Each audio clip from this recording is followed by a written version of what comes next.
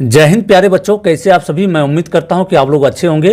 प्यारे बच्चों, आज की इस वीडियो हम लोग एनसीईआरटी गणित क्लास 10 का जो नया वाला एनसीईआरटी गणित अभी आया हुआ है 23-24 में, उस गणित से आपको प्रश्नावली 5.1 यानी कि समांतर श्रेणी का जो पहला अध्याय है 5.1, उसमें पहला क्वेश्चन का क्वेश्चन नंबर 2, 1 और 2 को बताया जाएगा। ठीक है, आपको इंट्रोडक्शन करवा दिया गया, मतलब परिचय जो होता है समांतर श्रेणी का बहुत ही अच्छे तरीके से आपको बताया गया है। उस वीडियो का लिंक डिस्क्रिप्शन बॉक्स में दिया हुआ है। यदि आप परिचय वाला वीडियो नहीं देखें तो उसको जरूर देख लीजिएगा, तभी आपको अच्छे से समझ में आएगा। ठीक है, तो चलिए यहाँ पर देखिए 5.1 का 1 नंबर जो सवाल है उसमें टोटल 4 सवाल दिया गया है। तो 4 सवाल में से आज 2 सवाल को इस वीडियो में बताया जाएगा, पहला नंबर और दूसरा नंबर, जिसको कि यहाँ पर लिखा गया है।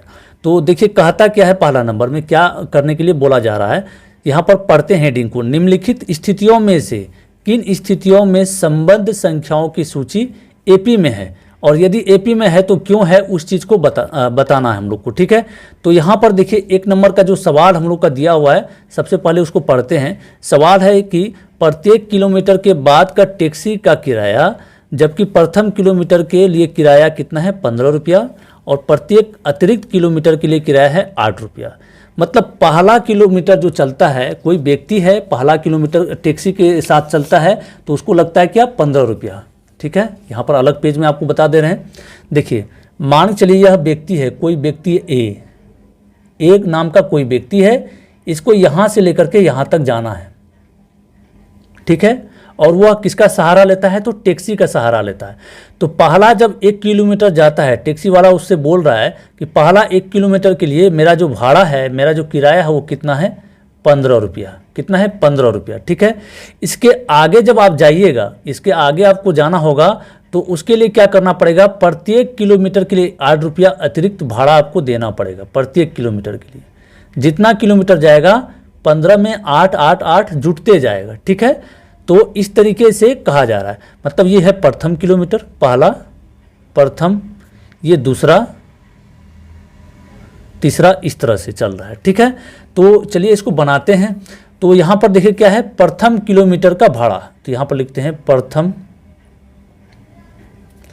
किलोमीटर को शॉर्ट में केएम लिखा जाता है। ठीक है, ध्यान रखिए, किलोमीटर का किराया क्या है तो 15 रुपया। ठीक है, 15 रुपया। दूसरा किलोमीटर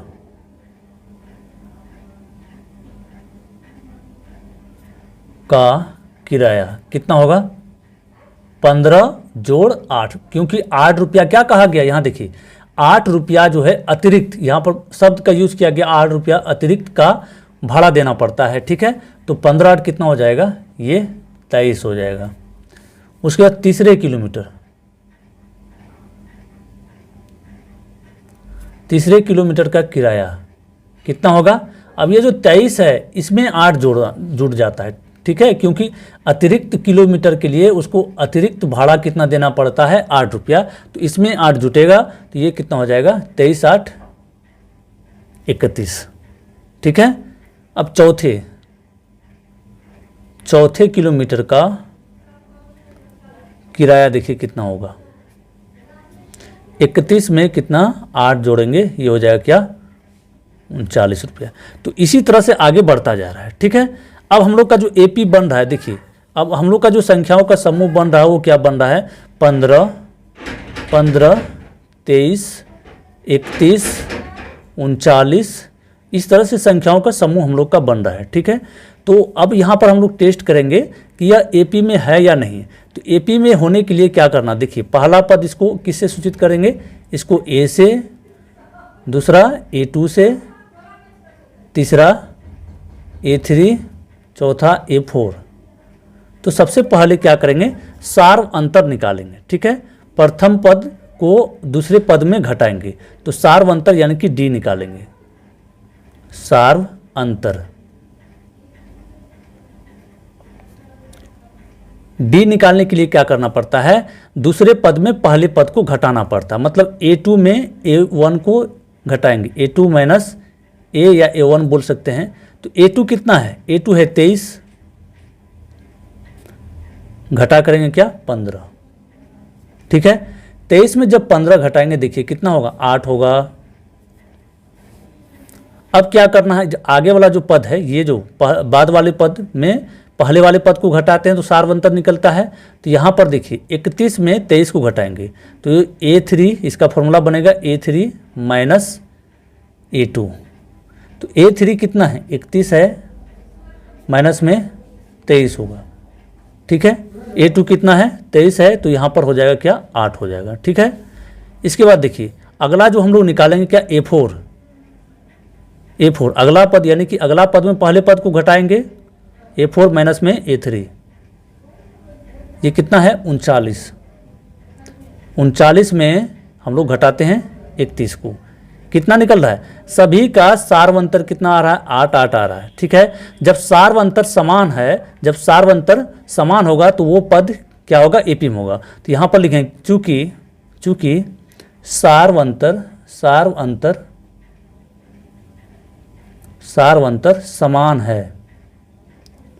समान है, इसलिए पद क्या बन रहा है हम लोग का, ये पद बना था, ठीक है, 15, इसलिए पद 15, इसके बाद क्या है, 23, 31, 39 किस में होगा, AP में होगा, ठीक है। चलिए अब अगला सवाल हम लोग देखते हैं। अगला सवाल, ये समझ में आ गया होगा, समझ में आ गया तो कमेंट कर दीजिए यस समझ में आ गया, ठीक है। अगला सवाल देखिए क्या है, दूसरे नंबर में यहाँ पर कहा जा रहा है क्या, किसी बेलन यानी कि सिलेंडर में उपस्थित हवा की मात्रा, ठीक है, किसी बेलन में, ये एक प्रकार का बेलन यहाँ पर बना लिए हम, यह जो बेलन है इसमें कुछ हवा की मात्रा भरा हुआ है, ठीक है, कुछ हवा यहाँ पर भरा, ये सिलेंडर है, इसमें क्या है, हवा भरा हुआ है, ठीक है। हवा की मात्रा, जबकि वायु निकलने वाले पंप प्रत्येक बार बेलन की शेष हवा का 1/4 हवा बाहर निकाल देता है, ठीक है। 1/4 हवा क्या करता है, बाहर निकाल देता है। यह जो बेलन है इसमें हवा भरा हुआ है और इसमें क्या है, पंप इस तरह से लगा हुआ है, ठीक है। ये एक पंप इस तरह से लगा हुआ है, वो पंप क्या करता है, हवा को बाहर निकालता है, कितना, तो जितना भी है शेष का 1/4। तो मान लेते हैं, सबसे पहले इसमें क्या करेंगे, मानेंगे हम लोग, ठीक है। माना बेलन में उपस्थित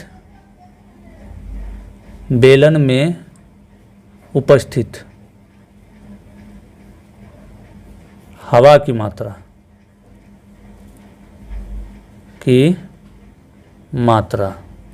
कितना है, 1 इकाई या 1 यूनिट मान लेते हैं, 1 इकाई मान लेते हैं, ठीक है। तो अब स्थिति पहला में देखिए पहला में क्या, स्थिति 1 में, स्थिति 1 में कितना है, स्थिति 1 में हवा की मात्रा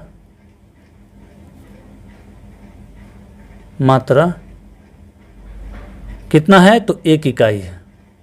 पहला में 1, और दूसरा में क्या है, दूसरा में क्या होता है, जितना भी हवा उसमें है उससे 1/4 बाहर निकाल देता है। तो स्थिति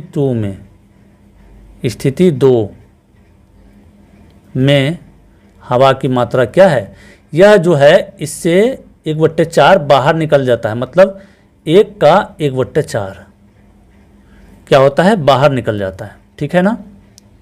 ये हो जाएगा 1 घटा में 1/4, ये भिन्न का घटाव के रूप में आ गया, तो हम लोग घटा लेंगे। जब घटाएंगे तो ये एलसीएम निकालना पड़ेगा, 4 होगा और ये 4 से गुना होगा, 4 घटा 1 यानी कि 3/4 इतना आया। अब स्थिति 3 में देखिए, स्थिति 3 में क्या होगा, अब इसमें से भी जो शेष हवा बचा हुआ इसमें 1/4 बाहर होता है हवा की मात्रा, तो वो कितना होगा, देखिए 3/4 जो हवा बचा हुआ है उसमें, इसमें से कितना माइनस हो जाता है, 3/4 का 1/4 हवा बाहर हो जाए, ये माइनस का चिन्ह है, ध्यान रखिएगा। तो इसमें से जब हवा की मात्रा बाहर होगा तो 3/4 घटा में देखिए 3 को 1 से गुना हो जाएगा, 3 नीचे कितना हो जाएगा, 16। तो अब दोनों का एलसीएम निकल जाएगा कितना, 16, और 4 चौका 16 होता है, 4 से इससे गुना होगा, 4 तिया 12, ठीक ना, और ये 3, तो 12 में से 3 घटा तो कितना होगा, 9/16। देखिए अब हम लोग क्या करेंगे, सार्वंतर निकालेंगे। ये आपका आया क्या, ये है आपका A1 सॉरी A2 और A3, ठीक है, A3। तो हम लोग का जो पद बन रहा है, पद क्या है, समूह जो बन रहा है वो क्या बन रहा है, कितना बन रहा है, देखिए समूह है 1, दूसरा में कितना है 3/4, तीसरा में आया है 9/16।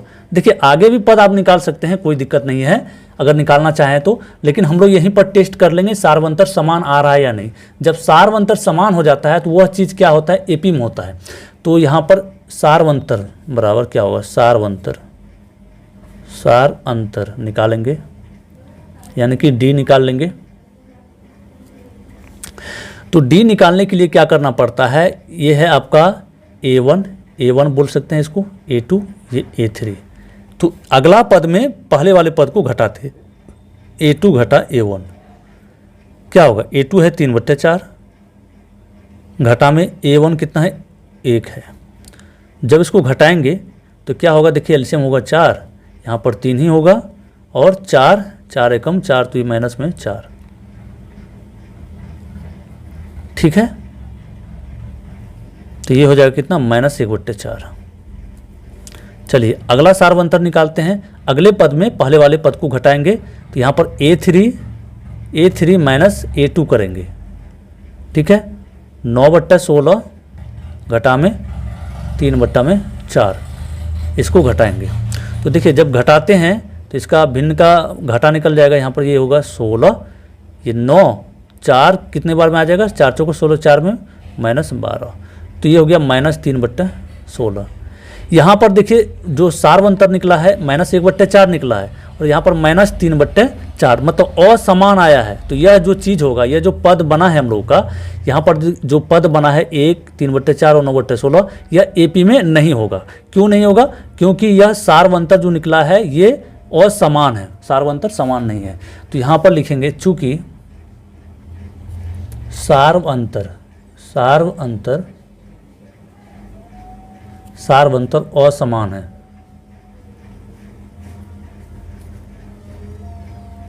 असमान है,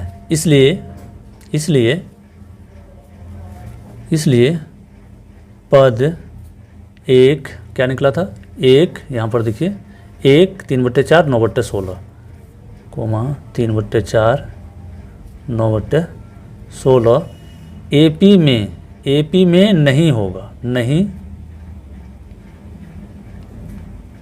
होगा, ठीक है, समझ रहे हैं, ये इसका आंसर हो गया। तो इस तरीके से दोनों सवाल को आपको समझाया गया है।